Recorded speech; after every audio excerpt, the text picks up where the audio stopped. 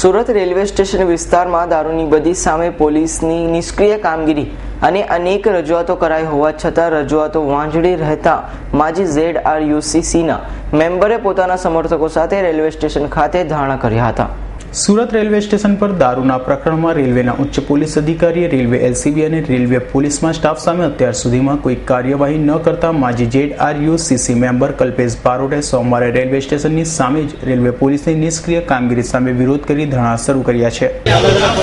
કલ્પેશ બારોટ, સભ્ય ZRUCC માજી। આજનો જે ધરણાનો કાર્યક્રમ છે, છેલ્લા 1-1.5 વર્ષથી વારંવાર અમે રેલવેના ઉચ્ચ અધિકારીઓને રજૂઆત કરીએ છીએ કે સુરતમાં રેલવે પોલીસની હદમાં ખુલ્લેઆમ દારૂ જુગારના અડ્ડા ચાલે છે।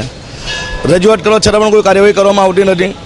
કોઈ પેસેન્જર મુંબઈથી અથવા અમદાવાદથી સુરત આવતા હોય તો વહેલી સવારે મોડી રાત્રે એ લોકોને રોકીને એ લોકોને સામાન ચેક કરવામાં આવે છે।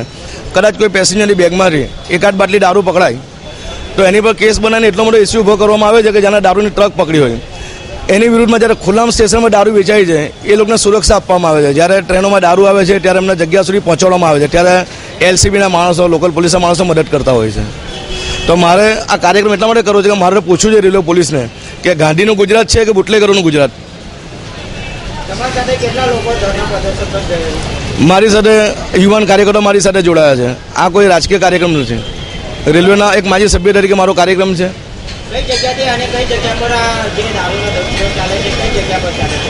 સુરત રેલવે સ્ટેશન પર ચાલે છે, ઉધના ચાલે છે, સચિન ચાલે છે, વ્યારા ચાલે છે, વલસાડ ચાલે છે, બધી જગ્યા પર દારૂના અડ્ડા ચાલે છે। જાણે ઠેર ઠેર પેલા દૂધની ડેરીઓ સુરતમાં ખુલતી હોય એ રીતે દારૂના અડ્ડા ખુલી જાય છે।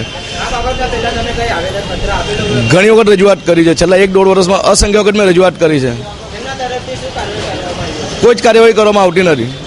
કદાચ કોઈ અધિકારી ઉપરથી આવવાનો હોય ત્યારે કામગીરી બતાવવા ખાતર છૂટક કેસ કરીને એની પર કેસ કરવામાં આવે છે। છેલ્લા 4-5 મહિનામાં સુરત શહેરમાંથી DCB, PCB, SOG દ્વારા કેસ કરવામાં આવેલ છે।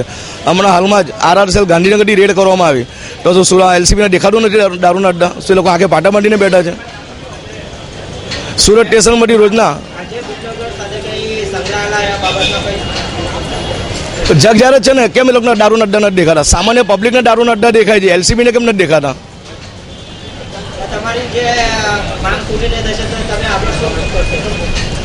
આજે અમે બપોરે કાર્યક્રમ પૂર્ણ થયા બાદ આવેદનપત્ર આપશું, રજૂઆત કરશું અને છતાં પણ આગામી દિવસમાં જો કોઈ કાર્ય કરવામાં ના આવશે તો આગામી દિવસમાં અમે જલ્દ કાર્યક્રમ કરશું। LCBની ઓફિસે તાળાબંધીનો પણ કાર્યક્રમ આપશું। જોય ક્રિશ્ચન।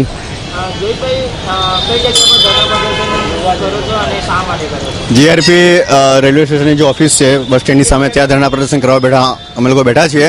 એનું મેઇન કારણ છે કે દારૂના અડ્ડા અને મોબાઈલ ચોરી। ઘણા બધા કેસો છતાં મોબાઈલ ચોરીના કેસ કોઈ સોલ્વ થતા નથી। મારો ફોન આશરે 6 મહિના પહેલાં રેલવે સ્ટેશનની લાઇન પરથી ફોન ચોરાયો હતો। અરજી કરવા માટે આવ્યો, અરજી લીધી નહીં। 6 મહિના થયા, આજે આવો કાલે આવો, આજે આવો કાલે થયા કરે। આશરે 40,000નો મારો ફોન છે, કોઈ જાતનો અમને જવાબ મળતો નથી, અરજી લેતા નથી, સ્વીકારતા જ નથી।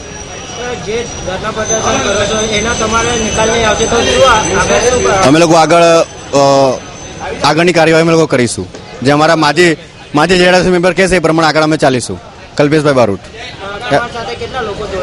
અમારી સાથે ઘણા બધા જુવાનો છે, હજુ ઘણા બધા લોકો આવે છે। આશરે 150થી ઉપર અમે લોકો ભેગા થયા છે। માજી ZRUCC મેમ્બર કલ્પેશ બારોટ સાથે અન્ય લોકો પણ દારૂની અડ્ડાઓની આ બદી સામે ખુલીને બહાર આવ્યા હતા અને સુરત રેલવે પોલીસ સામે પગલાં લેવાની માંગ કરી હતી। Bureau report, S9 news, Surat.